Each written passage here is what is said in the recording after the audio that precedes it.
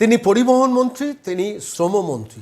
একদিকে যেমন একটির পর একটি জুট মিল খুলছেন, ওদিকে উত্তরবঙ্গে গিয়ে চা বাগানের শ্রমিক সমস্যা মিটিয়ে চা বাগানগুলোকে খোলার ব্যবস্থা করছেন। অন্যদিকে কলকাতার রাস্তায় একাধিক বিলাসবহুল বাস থেকে শুরু করে সাধারণ পরিষেবার জন্য যে বাস, সেগুলোকেও চালু করছেন। আবার পাশাপাশি একজন বিধায়ক হয়েও, একজন মন্ত্রী হয়েও সরাসরি চলে যাচ্ছেন আমডাঙ্গা থানায়, সেখানকার ভেতরের আভ্যন্তরীণ ব্যবস্থাটা দেখে পুলিশের মনোবল বাড়ানোর কাজটাও করছেন। আমরা এই পর্বে মাঝে মাঝেই বিভিন্ন ধরনের যারা মন্ত্রী, যারা বিধায়ক, যারা সবে সদ্য শপথ নিয়েছেন, তারা যেটা ভালো কাজ করছেন সেগুলো নিয়ে বারবার ফিরে আসছি। দেখুন, পরিবহন মন্ত্রী একসঙ্গে শ্রমমন্ত্রী, কাজটা খুব ডিফিকাল্ট কাজ, কিন্তু দিবারাত্র পরিশ্রম করছেন। সকাল 8টার মধ্যে বেরিয়ে যাচ্ছেন, দুটি অফিস, কখনো পরিবহন মন্ত্রক, কখনো শ্রমমন্ত্রক বৈঠক করছেন। রাত্রিবেলা যখন বাড়ি ফিরছেন বা নিজের অফিসে ফিরছেন, তখন রাত গড়িয়ে অনেক অন্ধকার হয়ে যাচ্ছে। সেই অবস্থায় দাঁড়িয়ে একজন মানুষ কিভাবে লোড নিচ্ছেন, সে কাজগুলো বাংলার মানুষের জানা দরকার। আমি দেখছিলাম যে এর পরিবহন মন্ত্রী, শ্রমমন্ত্রী অর্জুন সিং, তিনি জাতীয় সড়ক সম্প্রসারণ ও করুণাময়ী কালী মন্দির কমিটি নিয়ে এদিন পুলিশের সঙ্গে আলোচনা করেছেন।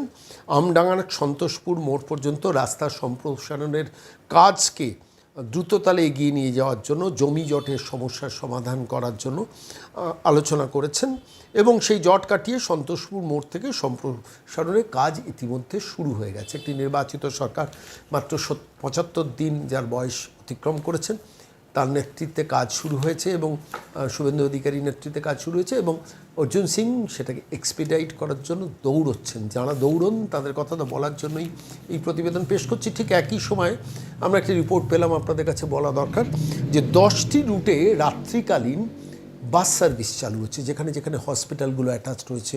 হসপিটাল থেকে বেরিয়ে PG hospital, medical hospital, NRS hospital, সমস্ত হসপিটালগুলোতে রাত্রি 10টার সময় শেষ সরকারি বাস যাবে। এরা আগে রাত 8টার মধ্যেই সরকারি বাস চলে যেত, মানুষ বুঝতেই পারত না কীভাবে তারা বাড়ি ফিরবেন প্রিয়জনকে হসপিটালে রেখে।